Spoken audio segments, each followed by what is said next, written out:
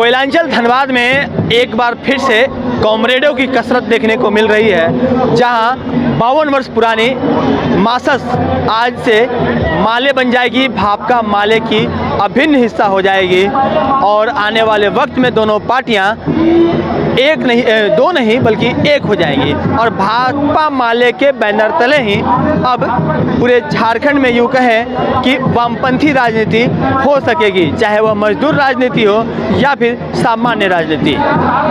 मंच पर अभी माले के महासचिव दीपांकर भट्टाचार्य, बिहार से आए हुए सांसद राजाराम प्रसाद और एक और सांसद पहुंचे हुए हैं। इसके साथ ही तमाम जो वामपंथियों का अलग अलग जगहों से जुटान हुआ है, हम प्रयास करेंगे कि जितने भी वामपंथी नेता यहाँ पहुंचे हुए हैं, जिसमें दीपांकर भट्टाचार्य, राजाराम प्रसाद या फिर अरूप चटर्जी, इन तमाम लोगों से बात करने का प्रयास करेंगे और जानेंगे कि भविष्य में किस तरह से राजनीति होगी और आने वाले वक्त में वामपंथी विचारधारा सिर्फ झारखंड में ही नहीं बल्कि पूरे देश में कैसे मजबूत हो सकेगा। वामपंथ के झारखंड के दो जो सबसे बड़ी धारा है, माले और मासस, ये दोनों धारा अगर एकजुट हो जाए, एक साथ आ जाए, तो इससे पूरे झारखंड में निश्चित तौर पर वामपंथ को बहुत मजबूती मिलेगी। और झारखंड जैसे प्रदेश में जो वामपंथी आंदोलन के लिए, मजदूर आंदोलन के लिए जाना जाता है, वहाँ अगर वामपंथ मजबूत होता है तो हिंदी पट्टी में इसका असर बिहार में भी होगा, इसका असर बगल में बंगाल में भी पड़ेगा। बिहार में तो असर पहले ही हो गया। नहीं, इसीलिए हम कह रहे हैं कि वो एकता, हमें लगता है कहीं भी देश के किसी भी हिस्से में वामपंथी अगर एकजुट होते हैं तो उससे पूरे देश के वामपंथ को बल मिलता है। और न सिर्फ वामपंथ को, आज हम इंडिया गठबंधन में भी हैं। लोकसभा चुनाव से पहले हमने समय को देखते हुए इंडिया गठबंधन में गैर वामपंथी दलों के साथ भी एकता बनाई। तो अगर जैसे कांग्रेस मजबूत होती है तो इंडिया को ताकत मिलती है, जैसे जेएमएम मजबूत होता है तो उससे इंडिया को ताकत मिलती है, वैसे ही अगर माले मजबूत हो इंडिया गठबंधन को भी मजबूती मिलेगी, सिर्फ वामपंथियों को नहीं। भाजपा एक बार फिर से, भारतीय जनता पार्टी तो तोड़ फोड़ की पार्टी है। आपने देखा कि महाराष्ट्र में उसने किस तरह से सत्ता कब्जा किया था और झारखंड में भी इसी रास्ते पर पूर्व मुख्यमंत्री को उन्होंने तोड़ करके अपने साथ कर लिया। तो भारतीय जनता पार्टी के सामने तोड़ फोड़ के सिवा, लोगों को डराने धमकाने के सिवा, लूटपाट के सिवा और कोई रास्ता नहीं है। और इसीलिए हमने तो एकता रैली की कि वो एक तरफ फूट डालने की कोशिश में है, हम एकजुट हो रहे हैं। और हमें लगता है कि इस बार के जो चारों राज्य में चुनाव है, चाहे जम्मू कश्मीर हो, चाहे हरियाणा हो, जहां पहले चुनाव हो जाएंगे या बाद में महाराष्ट्र और झारखंड में, या बहुत सारे उपचुनाव भी होने वाले हैं, इन तमाम चुनाव में जो काम 2024 में पूरा नहीं हो पाया, 2024 में जितना झटका हम लोग भाजपा को दे पाए थे उससे बड़ा मजबूत झटका इस बार भाजपा को लगने वाला है।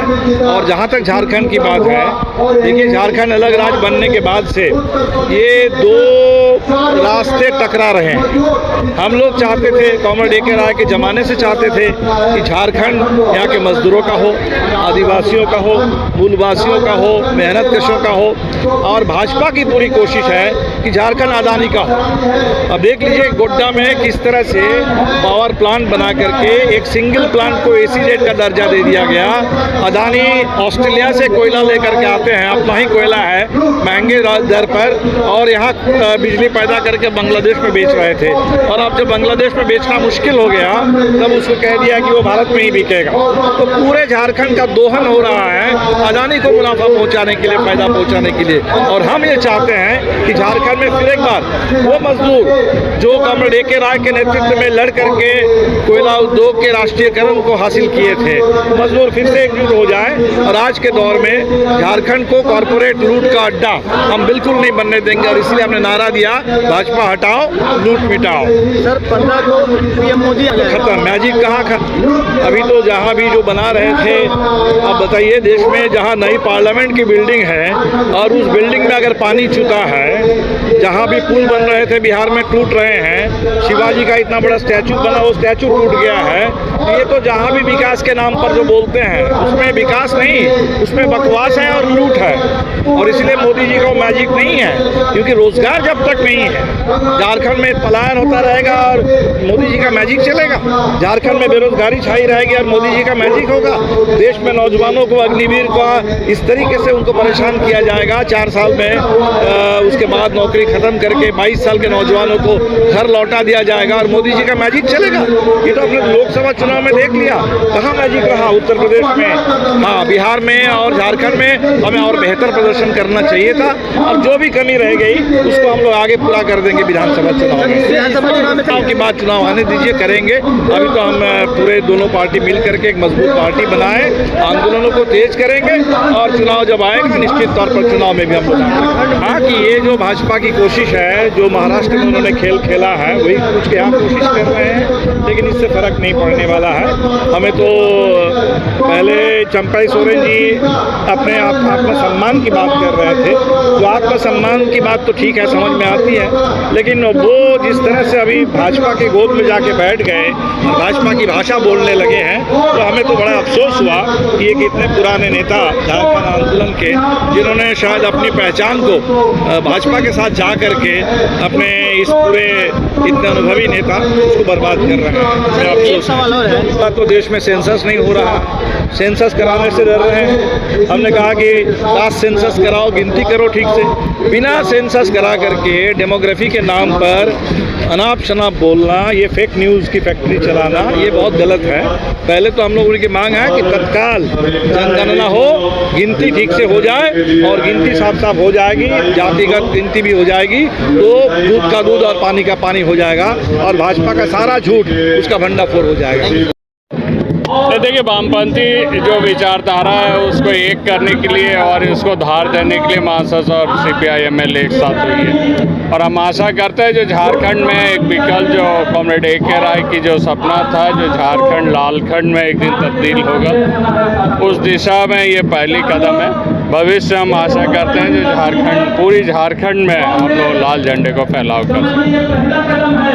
सर, चुनाव भी आने वाला है, कितने नहीं, देखिए, गठबंधन के तहत अगर हमारे सेंट्रल लीडरशिप बात करेंगे, वो हम आशा करते हैं जो 6 से 7 सीटों पे बातचीत होगी, और अगर गठबंधन नहीं होती है तो हम कम से कम 25 सीटों पर हम लोग लड़ेंगे।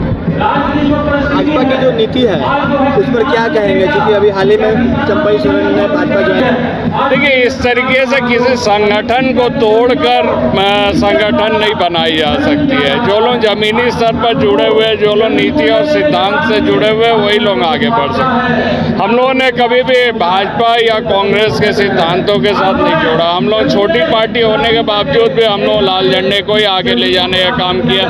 हम लोग कॉमरेड A.K. राय की विचारधारा को लेके चल रहे हैं और भविष्य में भी हम लोग चलेंगे।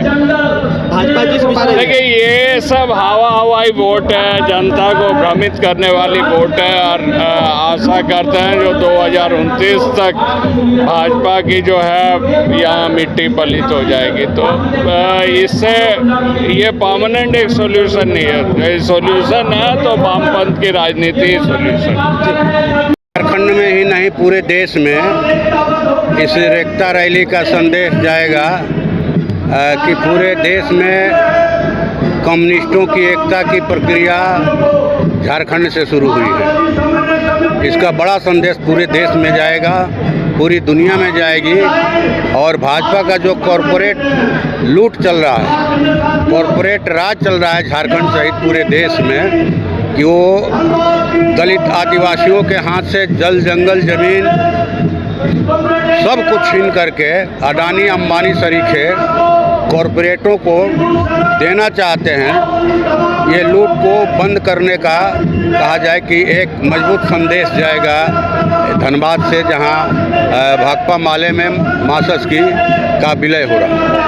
सर, क्या लगता है कि 2025 में बिहार में नीतीश की पुनः वापसी होगी या कुछ और हो जाएगा? अब तो आने वाला समय बताएगा, लेकिन ये तय है कि नीतीश सरकार की लोकप्रियता बहुत ही गिर गई है, और नीतीश राज कहा जाए कि एक तरह से झारखंड में जैसे कॉरपोरेट कहा जाए कि लूट चल रहा है खदानों का, जंगलों का, या पूरे देश में, उसी तरह से वहाँ भ्रष्टाचार का राज है।